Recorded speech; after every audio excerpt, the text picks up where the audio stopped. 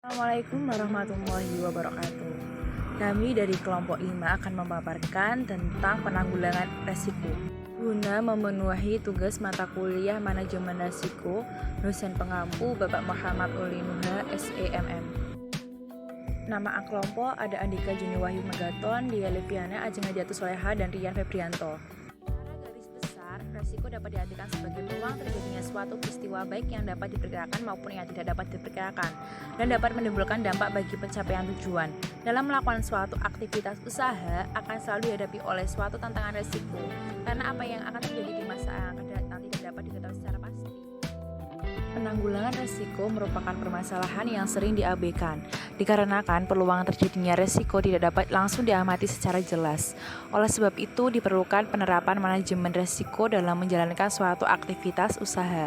Karena sejak aktivitas tersebut dimulai, maka elemen resiko pun akan muncul.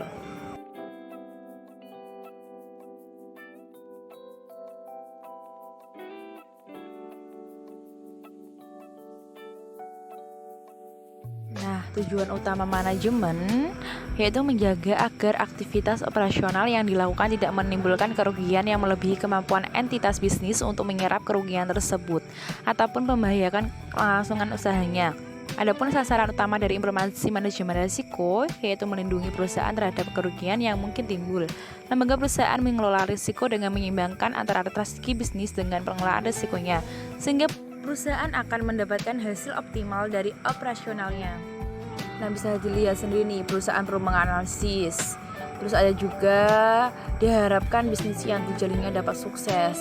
Dapat disimpulkan di sini itu resiko sering dikaitkan dengan kerugian. Jadi resiko ini adalah ketidakpastian yang mungkin melahirkan kerugian atau peluang terjadi sesuatu yang bad outcome.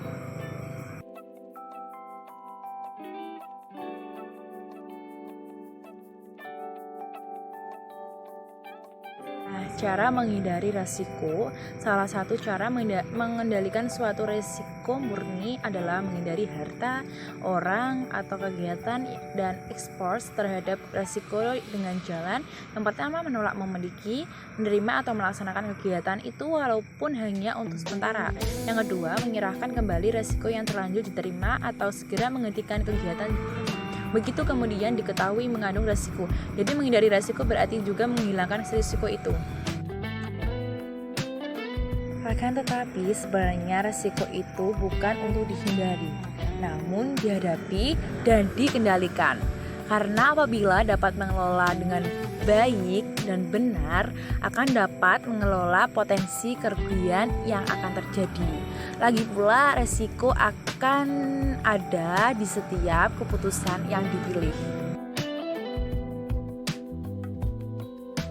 Pengendalian resiko.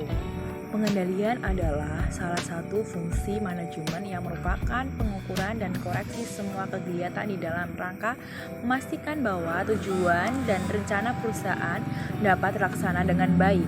Sedangkan risiko dapat diartikan sebagai kerugian, kemungkinan kerugian, atau ketidakpastian. Nah, ada beberapa cara yang dapat dilakukan perusahaan untuk meminimumkan risiko kerugian. Ada 4. Bisa dibaca sendiri dan dipahami.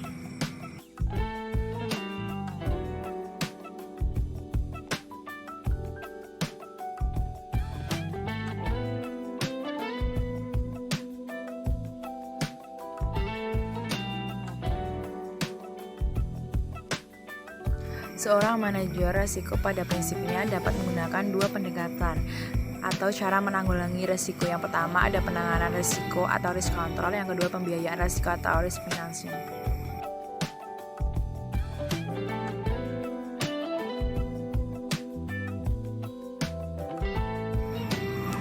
Pembelajaran risiko merupakan cara pengadaan dana guna memulihkan kerugian yang disebabkan oleh risiko yang diterima atas keputusan yang telah diambil.